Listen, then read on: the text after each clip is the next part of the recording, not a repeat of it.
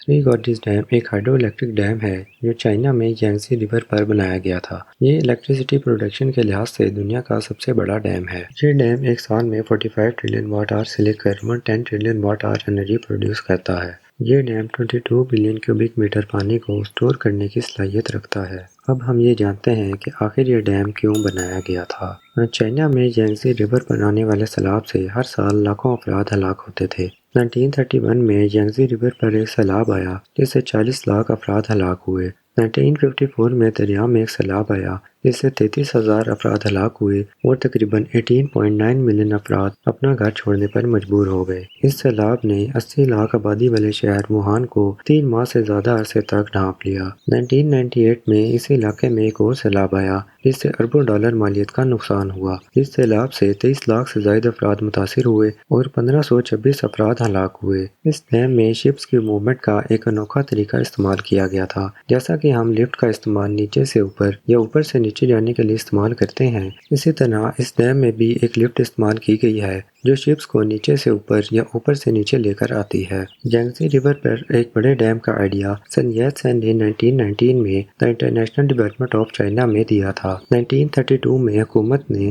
Three Gorges dam پر ابتدائی کام شروع کر دیا۔ 1944 میں یونائیٹڈ اسٹیٹس آف ریکلیمیشن کے ہیڈ ڈیزائن انجینئر جان ایل سیویج نے اس علاقے کا سروے کیا اور یانگزی ریور پروجیکٹ کے لیے ایک ڈیزائن تیار کیا، لیکن پھر 1947 کی سول وار کے دوران اس ڈیم پر کام کرنا بند کر دیا گیا۔ 1980 میں اس ڈیم پر کام کرنے کا آئیڈیا دوبارہ سے سامنے آیا۔ نیشنل پیپل کانگریس نے 1992 میں ڈیم کی منظوری دے دی۔ تعمیر کا آغاز 14 دسمبر 1944 کو ہوا۔ 2009 میں اس پروجیکٹ کو مکمل ہو جانا چاہیے تھا، لیکن اس پروجیکٹ میں کچھ اور آئیڈیاز کو بھی شامل کیا گیا، اس کی وجہ سے یہ 2015 میں مکمل ہوا۔ چائنیز گورنمنٹ نے اندازہ لگایا تھا کہ تھری گارجز ڈیم پروجیکٹ پر 180 بلین یوان لاگت آئے گی۔ 2008 کے آخر تک اخراجات 148 بلین یوان تک پہنچ چکے تھے، جن میں سے 65 بلین یوان تعمیرات پر، 69 بلین یوان اس علاقے میں رہنے والے لوگوں کو دوسری جگہ پر شفٹ کرنے پر اور 15 بلین یوان فنانسنگ پر خرچ کیے گئے تھے۔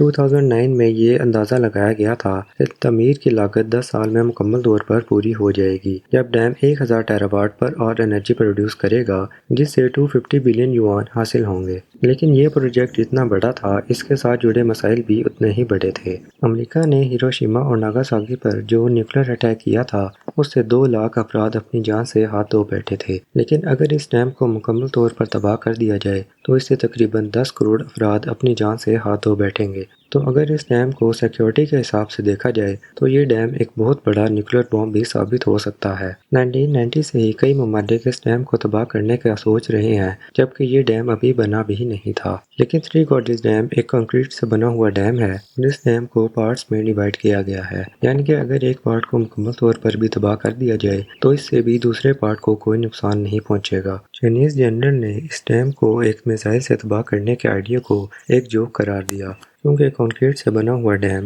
نیوکلیئر ویپن کے خلاف مزاحمت پیدا کر سکتا ہے۔ انہوں نے کہا کہ میزائل کنکریٹ سے بنے ہوئے اس ڈیم کو بہت کم نقصان پہنچائیں گے۔ ایک اور مسئلہ یہ تھا کہ یہ ڈیم سیسمک لیئر پر بنایا گیا ہے جس سے زلزلہ پیدا ہوتا ہے۔ ڈیم میں بار بار اتنا زیادہ پانی بھرنا اور اسے چھوڑنا سیسمک لیئر میں زلزلہ پیدا کر سکتا ہے۔ ایک اور مسئلہ سوئل ایروژن کا پروسیس تھا۔ اس وقت بھی اس علاقے میں 80% زمین سوئل ایروژن کے پروسیس کا شکار ہے۔ سوئل ایروژن ایک پروسیس ہے جس کے دوران پانی زمین کے اوپر کی سطح کو، جس کو ٹاپ سائل کہا جاتا ہے، اپنے ساتھ بہا کر لے جاتا ہے۔